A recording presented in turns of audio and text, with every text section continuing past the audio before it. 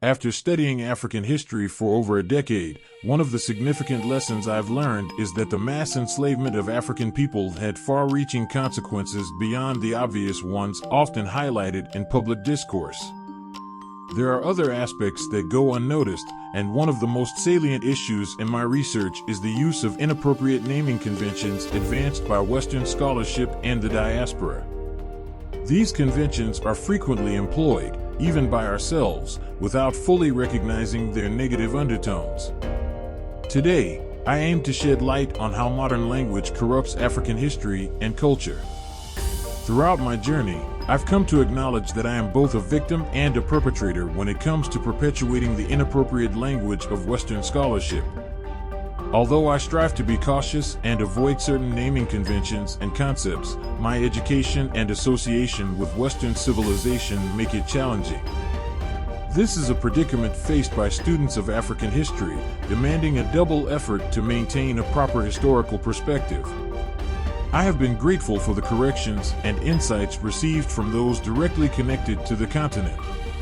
In this discussion, I'll focus on three concepts extracted from Western naming conventions that negatively impact African culture. These conventions not only carry negative connotations, but also fail to uphold the proper historical lens. Chancellor Williams, a scholar who immersed himself in African culture, offers invaluable insights into these issues. One such problematic term is primitive. It often evokes images of ancient cultures, but it is rarely associated with European or Asian civilizations. This selective placement of the term displays racial bias. In the context of African culture, primitive democracy is used to describe societies without chiefs, implying backwardness. However, this term inadvertently acknowledges that Africans were among the first to advance democratic ideas. It becomes essential to question the difference between African democracy and ancient Greek democracy, which is not labeled primitive democracy despite differences from modern democracy.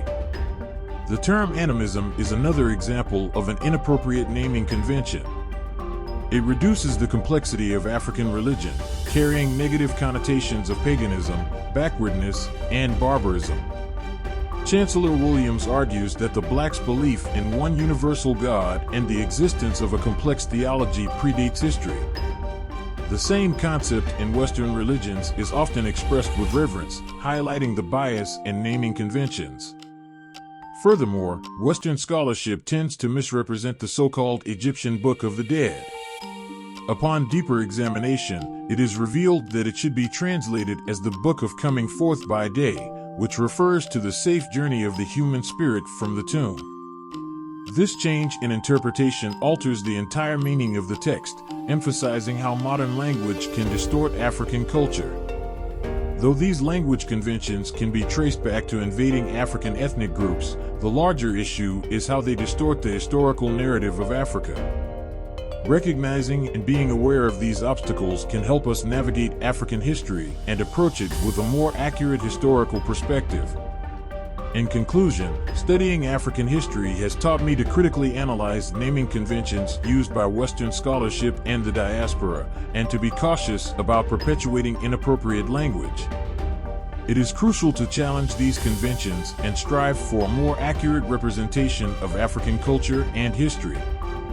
By understanding these historical obstacles, we can move towards a more inclusive and truthful perspective of Africa's rich heritage.